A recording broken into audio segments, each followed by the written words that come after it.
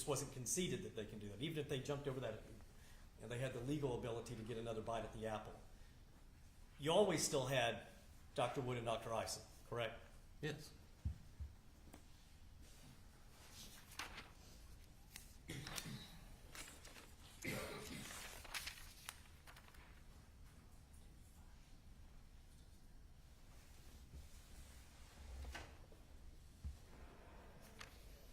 Have just a moment, Your Honor. All right.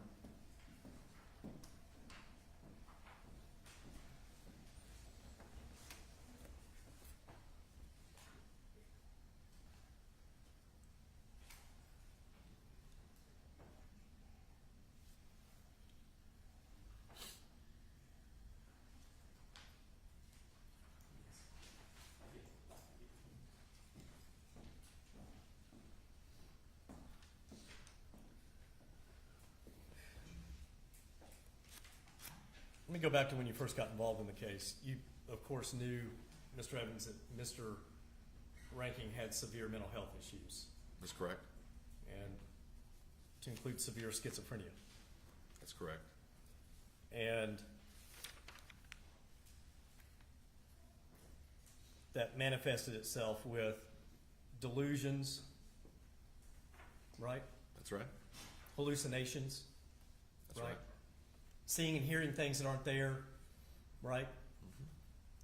You have to, Yes. inability to really understand the reality around him. Would you agree with me there? Yes. And in your meetings with him, even after he was restored to competency, could you tell that something still wasn't right completely about him? I mean, look, it was clear that he was suffering from mental illness. Now, during our meetings, by that time he was at Davidson County CDM. He had been restored to competency and he was medicated. So during our meetings, we were able to communicate well. He asked, questions about his case. He was reactive in conversations and asked really, I thought were insightful questions at times about his case. Was he still talking about Taylor Swift being his wife? No, Gray aliens? no, he didn't talk about Oprah or any of them.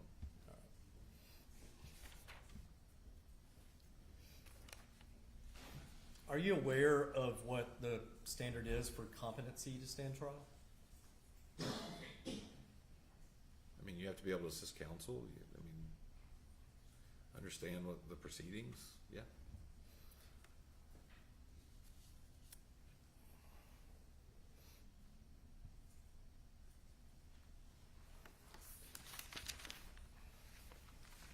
And he was able to do that. In your opinion, you felt like he could do that? He did it. Yes.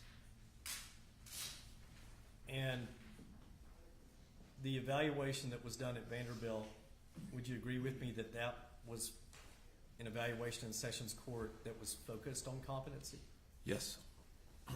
And would you agree with me that the focus of his evaluation at Middle Tennessee Mental Health and his judicial hospitalization were also focused on competency Yes. and restoring him, attempting to restore him to competency Yes. through medication? That's right.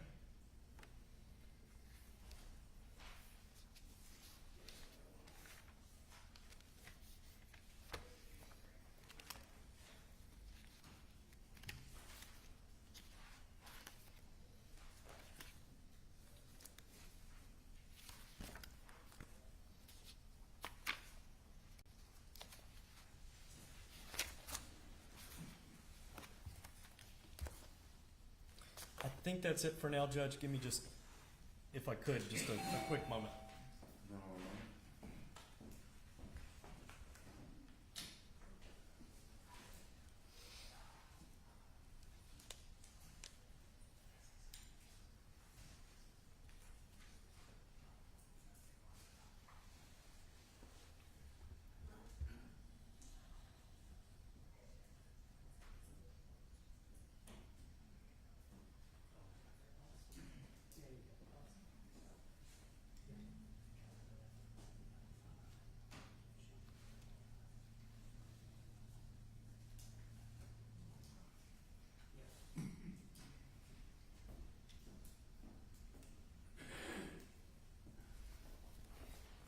And, you know, obviously you knew that those evaluations that were conducted, the one by Vanderbilt in particular, that was fairly close in time to when Mr. Reinking was arrested, right?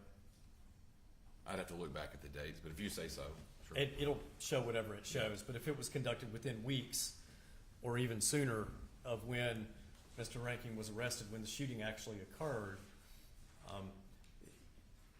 if he was incompetent to stand trial during the evaluation, correct? That's Then, right. right? Yes.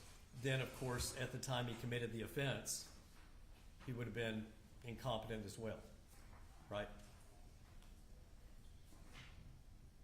I mean, one would think, right? I mean, they were very close in time.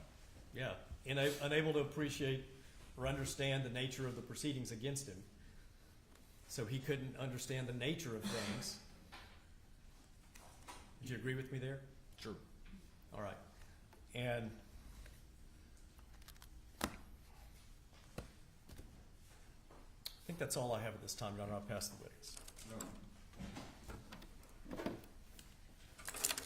Get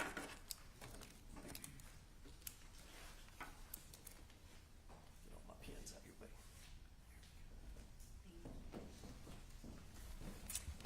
Good morning, Mr. Evans. Morning.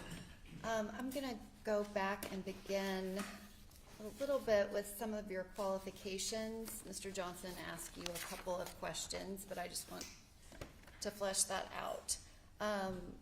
What portion of your practice is criminal defense? So currently, a little over 80%, I would say, of my practice is criminal defense. And how long has it been, I guess, 80%? For at least the last 12 to 15 years. And can you estimate how many homicide cases that you have been hired, retained, or court appointed on? Oh, over 50 off the top of my head. And do you know how many of those were capital murder cases?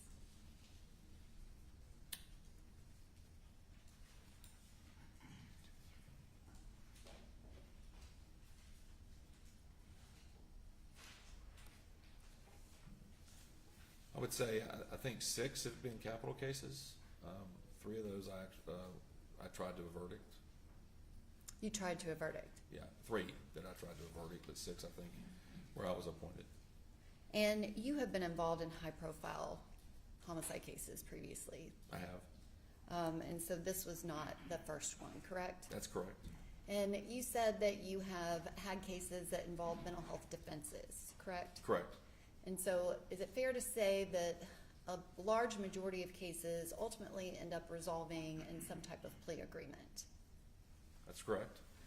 So when talking about that you had 2 where diminished capacity was part of the defense, those are 2 that actually went to trial, is that correct? Yes. And those clients of yours, they were not suffering from a severe mental defect to where insanity was an option for you to argue, is that correct? That is correct. And specifically in Tennessee, because you did say that you have handled several capital murder cases, is there a list that Rule 13 sets out of who, I guess, is qualified as a defense attorney to handle a capital case in Yes, Tennessee? there And is. are you on that list? I am. And can you explain what is the Criminal Justice Act panel? So the CJA panel is exclusively in federal court and in most federal jurisdictions they have a panel of attorneys, much like the appointed system in state court. However, in federal court you have to be selected to be on the panel. You have to have shown that you have credentialed federal exposure and that you've litigated cases in federal court. You have to show You you're have to qualified. prove that you are a competent and accomplished attorney, is that correct? Correct. And are you on that CGA panel? The CJA panel, yes. And do they actually kind of award someone with the panel attorney of the year? They do. And have you been selected as the panel attorney of the year before? I have. And when you were, I guess, got involved with Mr. Reinking's case, we've talked a lot about Paul Bruno. Was it just the two of you? No, there was another attorney. His name was Kurt Haskell. And can you describe kind of Mr. Haskell's background? Mr. Haskell was, when he came on the case, had been previously a practicing attorney in Michigan, I believe, but had since moved out of the country and kind of specialized from his perspective and the family's perspective in this case in mass shooting events. Okay. So he was already on the case when Paul and I came on. But he is a licensed attorney, correct? Absolutely. And he was allowed to participate in the jury trial. He was a pro hoc vice attorney that he obtained permission from Judge Fishburne. Is that correct? That's correct. And you said that he had specific experience related to mass shootings. That's what he said. And you said that he had recently moved out of the country. I'm assuming, did he return here to work on this case? He did. And about how often did he do that? So he would come in, so we tried to see Travis almost weekly, if not every 2 weeks. And Mr. Haskell, I think, would fly in on average once a month and spend the week. And during that week, he may go see Mr. Reinking 3 or 4 times. And we would work at my law firm on the case when he wasn't meeting with Mr. Reinking. And so from the time that y'all became involved in the case, which was sometime in June 2019, until the case went to trial, y'all were meeting with him once a week, every 2 weeks, but then sometimes Mr. Haskell would come and meet with him multiple days in a row. That's correct. And did you have a chance to review the DCSO visitation schedule? I did. And did it indicate that frequency of visitation that you had with Mr. Reinking? It did. And from the time that you began meeting with Mr. Reinking, was he medicated? Yes. And when you met with him, did you have any concerns whatsoever that he was competent? Not at that time. So when you're meeting with him, he seems like he is competent and able to assist you in his defense, and you don't have any concerns about his mental abilities. Is that correct? I didn't have any concern about his competency. It took several meetings meeting with Mr. Reinking to get him to get to know him and make him feel comfortable. He still, although competent, still suffered from mental illness, although medicated. So, it took a couple of meetings longer than normal to get him to feel comfortable in speaking and being a little bit more open with the team. But other than that, no, I didn't see any issues that concerned me. And after you said couple of meetings, a little bit longer than normal, do you have like a specified amount of time? I don't have a specified amount of time, but if you a lot of clients, you can go in and meet with them and talk for maybe 15, 30 minutes, and they you can kind of build a rapport in a meeting, and then spend the next 3 hours interlacing case discussions with maybe personal discussions and finding out more about them. Mr. Reinking was a little different in that because he was very reserved at the beginning. And again, wanted to make sure that he could, trust who he was meeting with. And so again, when I say it took a little longer, like it took, I think, 3 or 4 meetings for him to start kind of warming up and really interacting in a more normal course. Okay.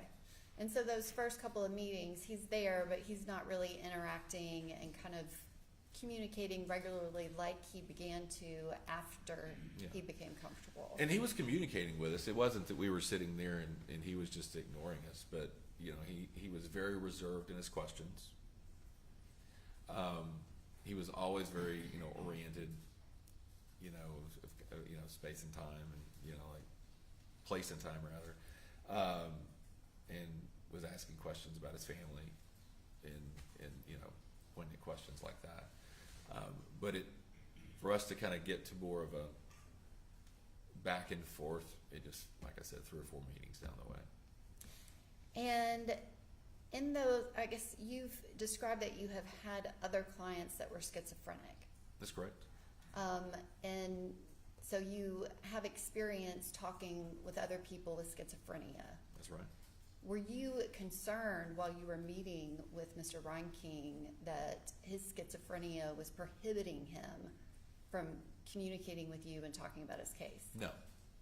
Did the medication treat his symptoms? I mean, I don't know if I can talk about to what extent it treated it, but I didn't see anything that concerned me in the conversations about paranoid delusions when we were meeting, you know, where he was, you know, or in a psychotic state, nothing like that. And I believe that you testified on direct, but he did not express to you that he had any rigid delusions that were ongoing about being married to Taylor Swift or aliens or anything of that nature. That's right. And so that was from the entirety of the time that y'all began representing him up until and throughout the trial. There was no delusions being expressed by Mr. Reinking. Is that correct? No current delusions. He was able to speak back, you know, to closer in time and leading up to when the incident occurred. But no, he didn't. In real time, he was not expressing those delusions. And that was my follow-up question that you anticipated. Was he able to talk to you about that time where he was having delusions? Yes. And so he was able to describe that to you and actually differentiate it, and that that's not currently happening, but that's what was going on back in April 2018. Yeah, to that degree, yes. He was able to, you know, and we were able to discuss things, some that he would recognize, some that we might bring up to him because we were reviewing a lot of material in the discovery, and he was able to acknowledge that no, that wasn't happening. That wasn't a real thing. And were you able to go through kind of the timeline, which ended up kind of being expansive if you took into account everything that happened in Illinois, when he moved out here, when he went to Washington, D.C.? Was he able to discuss that timeline of events with you? Yes. And again, so it's Paul Bruno, yourself, and attorney Mr. Haskell. Were there other people that were part of kind of your trial team that prepped for this jury trial? So yes, we had Mickey Rushton, who was the mitigation specialist. We had Janice Lee, who was a fact investigator. Of course, we had Kurt Haskell. We had other individuals in my office. There was an associate attorney that worked for me at the time at the firm named Michael Hibden. He wasn't really preparing substantively, but for trial, but he did assist us in that, and he also went to see Travis at times. And did all of you kind of at some point throughout the process collaborate and work together? We did. Oh, and we had the jury consultant, Denise LaRue. But yes, we collaborated. Kurt flew in at times and would spend, like I said, a week at the office. And did you also meet with Mr. Reinking's family? Yes, multiple times. And I guess when I say family, can you describe who are the people in Mr. Reinking's family that you met with? His mom and dad. Did you ever meet with his sister? I don't believe I ever met with her. No. So any meetings about the case, it would not have been his sister. Now, I can't remember. We did Zoom. I think we did I know we did calls. She may have been on a call and I didn't realize it. And I can't remember if I saw her at trial or not. I don't think she was at the trial. Which at the time that the trial was pending, and specifically the actual trial, that was during the COVID pandemic times. That's correct. If you go back and watch the footage, everybody's got a mask on. Do you recall that there were actually limits that Judge Fishburne had to put in place of how many people could be in the courtroom? Yes.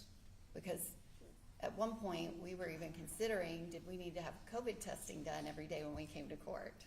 I do remember that. So I know that he brought up that issue with Dr. Elizabeth Wood and whether or not she was going to be in the courtroom, but the case itself was actually being live streamed. Do you That's remember right. that? I do. And so it might have been, you're not considering her being in the courtroom because judge was saying we only get so many people. And to be fair, I don't think that would have been the reason. I mean, I don't think we anticipated thinking we needed her to be to watch other testimony. Okay. No. So that was just a tactical Yeah. decision. Yeah. There's not really a need for it. Right. And you've worked with Dr. Wood previously, correct? Yes.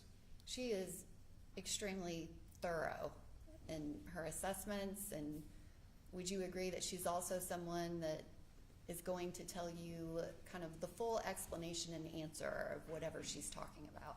Yep. Good or bad, she will. She's not one to kind of leave things out and wait for you to ask her about it. Is No. that fair to say?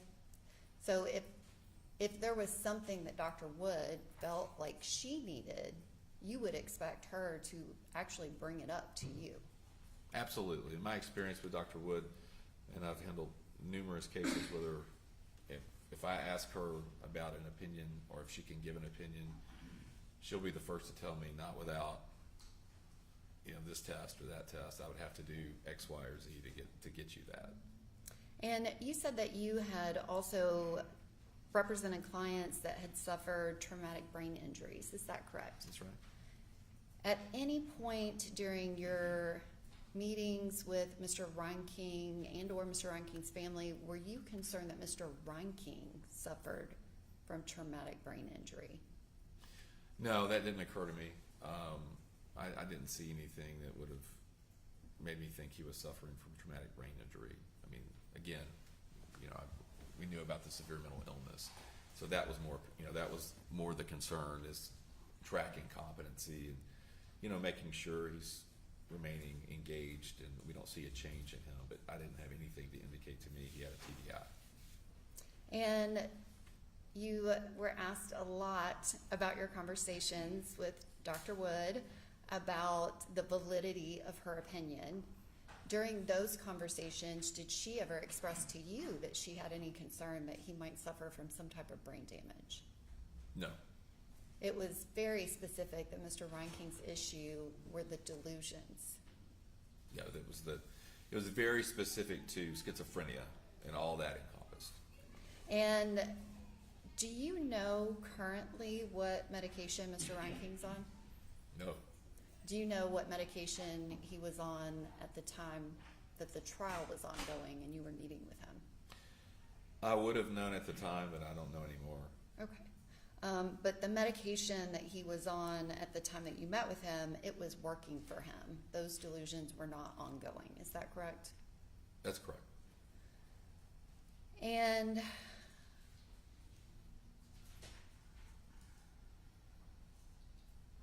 Mr. Johnson asked you a lot about diminished capacity. Did you, Mr. Bruno, and Mr. Haskell all kind of work together to make strategic decisions about how you were going to proceed with the defense in the case? Yeah.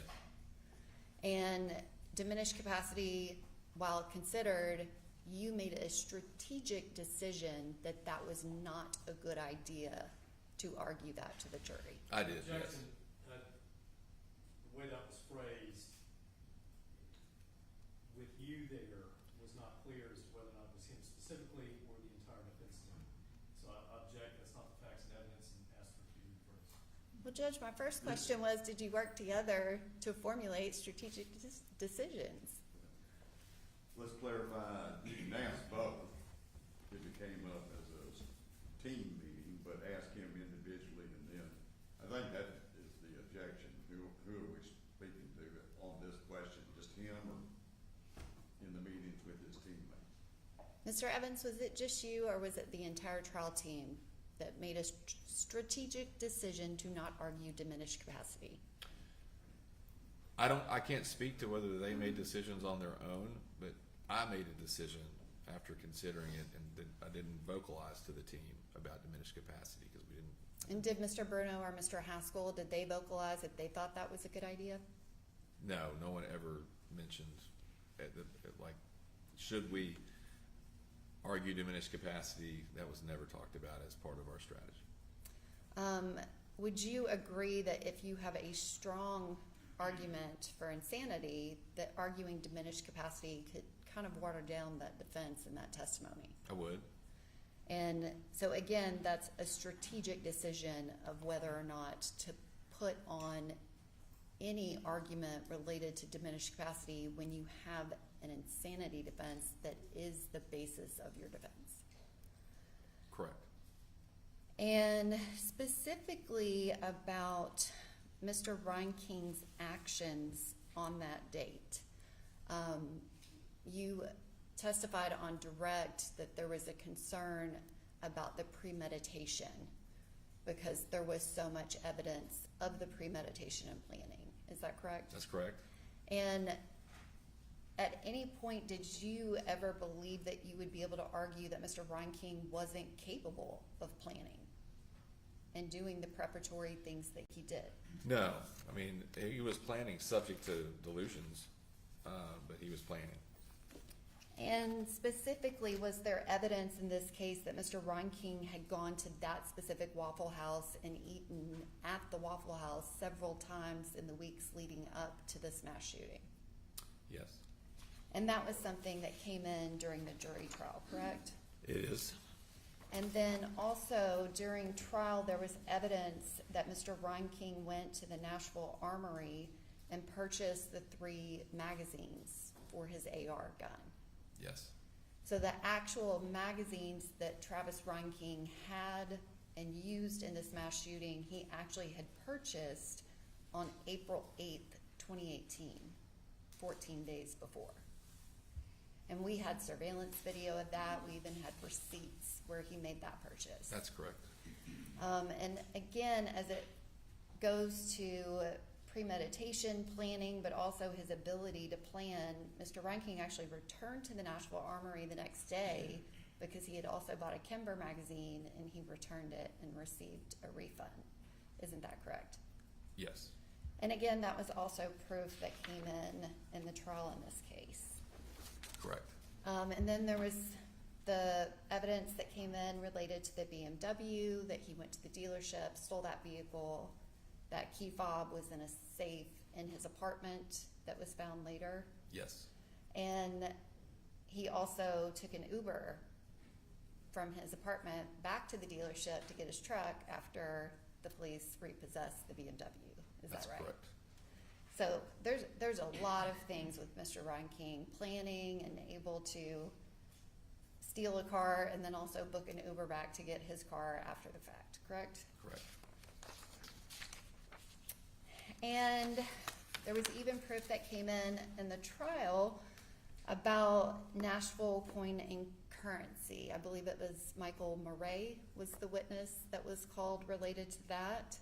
And Mr. Reinking went to the coin store to purchase silver. Is that correct? It is. And he went to pay with a check, and Mr. Murray told him he would have to hold the check because it was an out-of-state check. Do you remember that? Yes, I do recall that. And so Mr. Reinking left, and then he returned. So that was April 20th.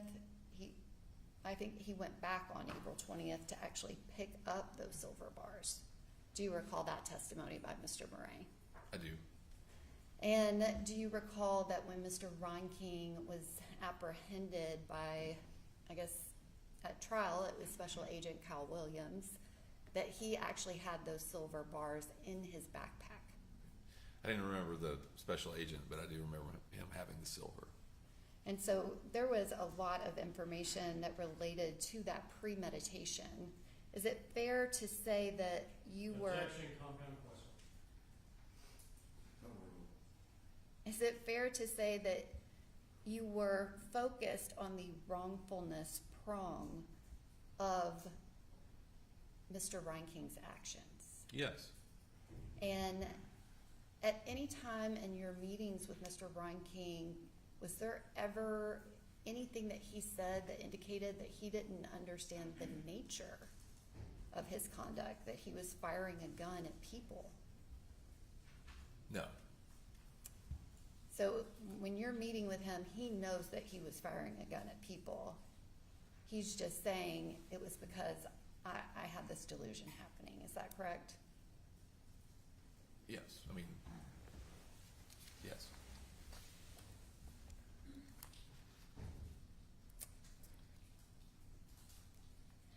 And I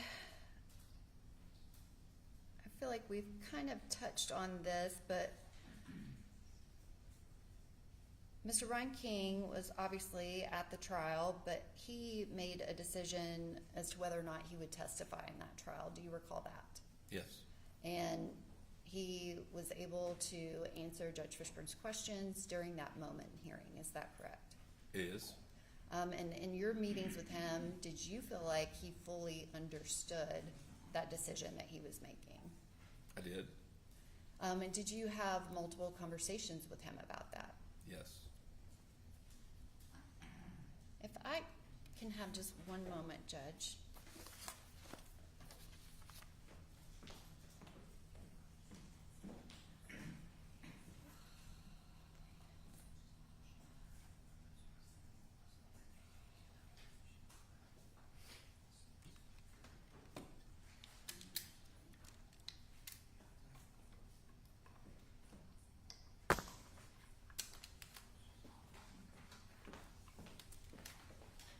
Mr. Evans, at any time did Dr. Malcolm Spica contact you to ask you about your interactions and involvement with Mr. Reinking? No. And Dr. Agarkar, did he ever contact you to speak to you about your interactions, conversations, and involvement with Mr. Reinking? No. And there are a few allegations in the defendant's motion for new trial that are specific to some things that you kind of did or didn't do during the jury trial. One of those was related to a juror number 28. Did you have a chance yesterday to look through her jury questionnaire? I did. I would probably need to see it again if you want to ask me specifically about her, if you don't mind. The witness can be handed this document. Can I take a look at it?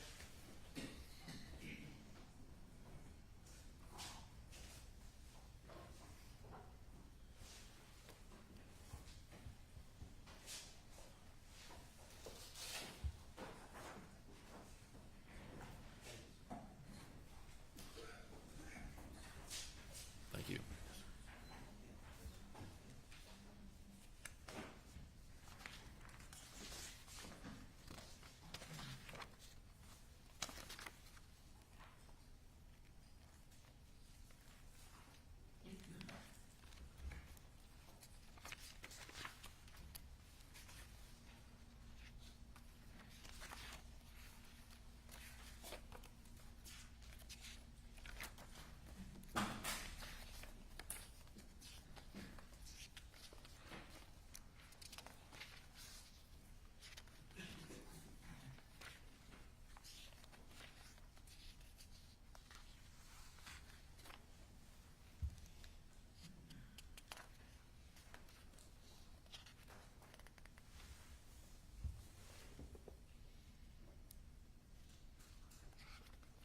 Did you have a chance I'm ready. to refresh recollection? You were looking too, so I didn't know if you were.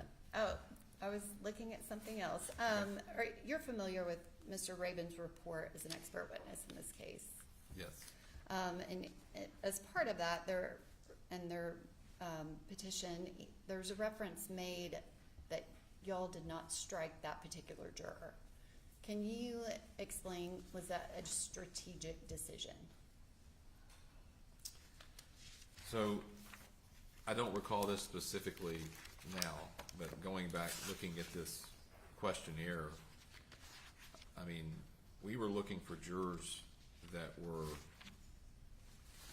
we felt were favorable on mental health issues. And so, especially, specifically the insanity defense. And when I look back at her questionnaire, I mean, she had what I thought were fair answers, favorable answers as it related to mental health, and her ability to consider the insanity defense. I mean, she had some prior exposure to the case through Facebook or social media, but in a case like this, I don't know that anyone didn't know about it, even when we were picking the jury. But I recall the questionnaire. Yes, it would have been a strategic reason not to strike her. Because while she said that she was aware of the incident, she said if the proof was put before her, she could consider an insanity defense. Yes. And she was pretty strong about that. Yeah. There's, Mr. Rabin references actually that you didn't object to Judge Fishburne's instruction, which Mr. Rabin has referred to it as conviction first, insanity last instruction, where Judge Fishburne instructed them that you first have to consider guilt or innocence before you get to the affirmative defense. Okay. And you did not object to that. Can you explain? Is it because it is a fair statement of the law? Well, I'm trying to think back to make sure Mr. Rabin's statement's accurate first. Not that I think he would be, intentionally inaccurate, but you never know. So I don't think Paul or I either one of us objected to that, because that is a correct statement of the law. I mean, if they find him not guilty, we don't need to get to the affirmative defense, correct? Correct. And again, during that entire time that you're meeting with him, you did not have any question as to whether or not Mr. Reinking was competent, correct? No. Mr. Rabin alleges the lack of preparation for cross-examination and asserts that you should have done a mock cross-examination with the defense experts, which yours was Dr. Eisen. Is that correct? That's correct. Have you ever done that with a defense expert? Done a mock cross-examination where you actually cross-examine them? I mean, sometimes I will ask questions I think the state would ask, and may, in a leading fashion, or try to bring out, negative things. But I didn't, when we prepped, it doesn't mean that I'm, we're in a courtroom, like in a mock courtroom and doing this. It can be on a phone call, on a Zoom, or in person.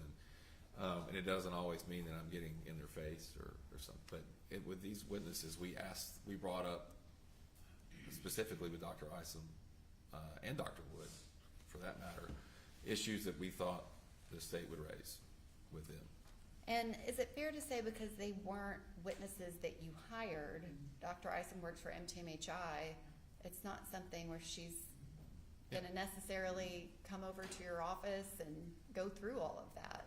She's a neutral witness. Right. She wasn't a defense witness in the literal sense of like a hired expert that we were paying. So again, we didn't take any steps to have any kind of mock cross-examination, but we did go over issues with them in questioning them and preparing them for the weaknesses, potential weaknesses and things we thought the state may try to bring out. And there's reference made about the videos, and I guess Dr. Wood's specifically testimony about all of the recordings and writings that she reviewed that Mr. Reinking had, I guess, recorded or written prior to this incident. Mm-hmm. You were able to get several of those videos in, correct? Correct. as well as several of the letters, which I think we can all agree, some of them were rambling in nature, correct? Sure. Those were actually admitted as evidence that y'all were able to put in as the defense during the trial. Is that correct? That's correct. And would you agree that at some point, putting in more of the exact same evidence becomes cumulative? Generally speaking, I'll say on this point, if we could have gotten more in, we would have, but the court wasn't going to let us. So. But you did attempt to, Yes. correct? You And know. we objected to that.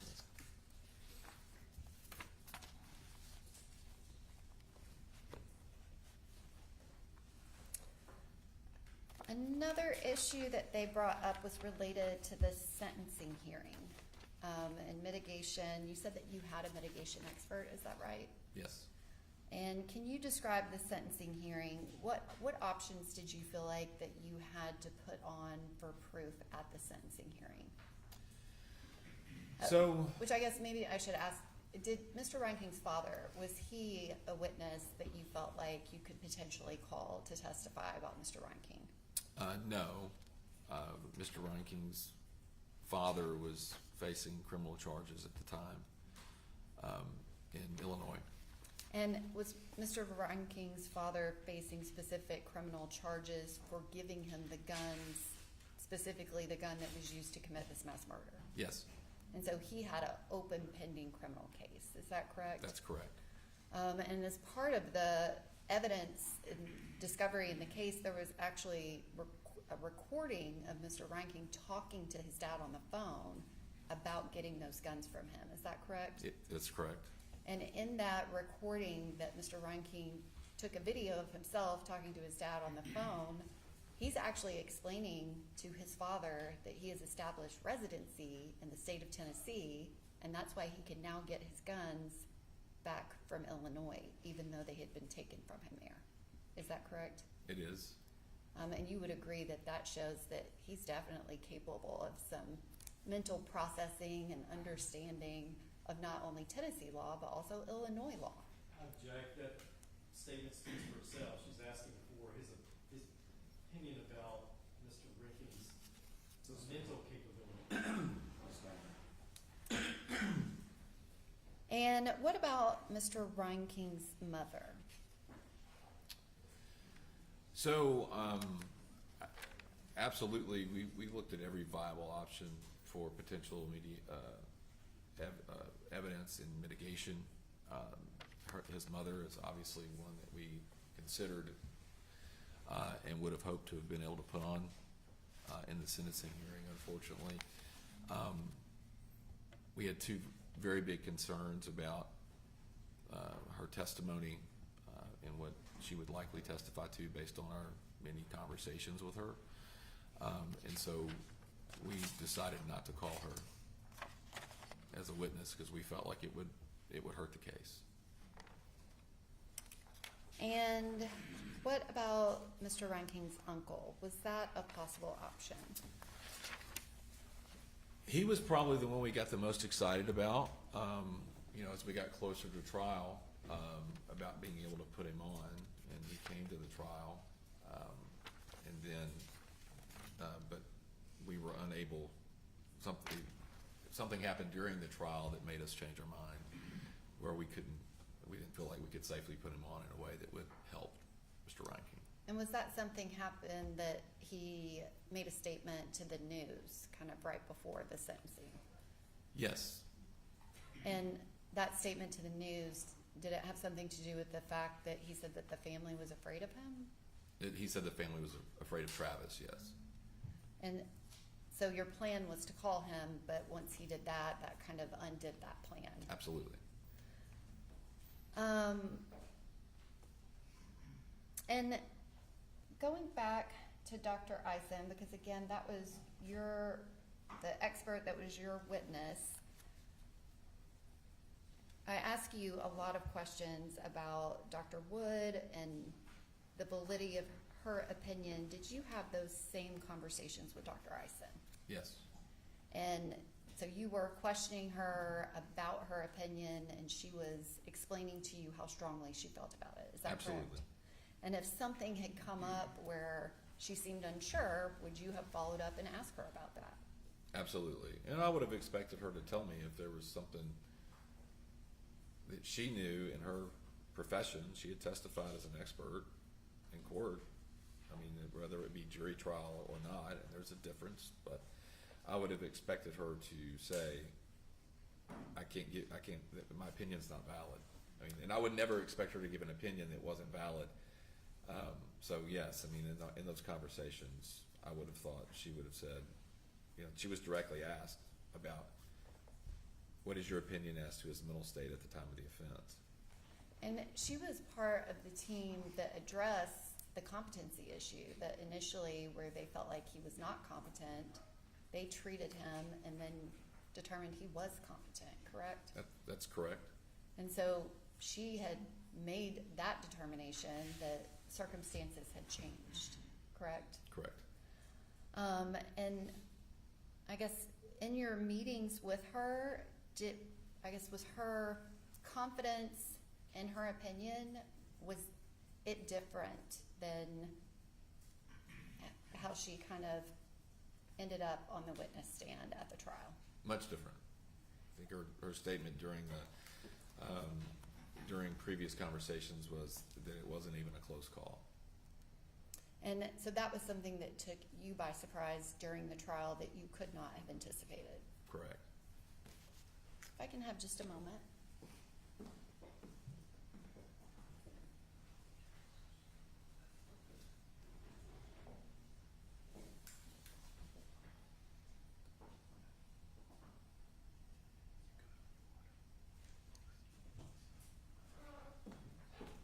One last question. Did Mr. Reinking ever, exhibit any behaviors where you were concerned about his memory?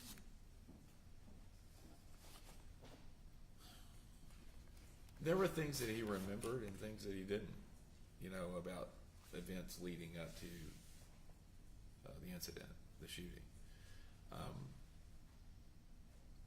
I guess it depends on how you want, what concern is. Like there were things he could not remember, including the event, specifically when we would meet with him. But he was able to remember, family, growing up, all sorts of, a lot of other things. So it didn't cause me any greater, any kind of great sense of alarm in his ability to communicate with me. And was his memory intact where you would meet with him and meet with him again, and it wasn't like you were having to go back and start at the beginning? He was able to have that active working memory with you. Oh, absolutely. And so you had no concerns about that, correct? Right. Thank you, Mr. Evans.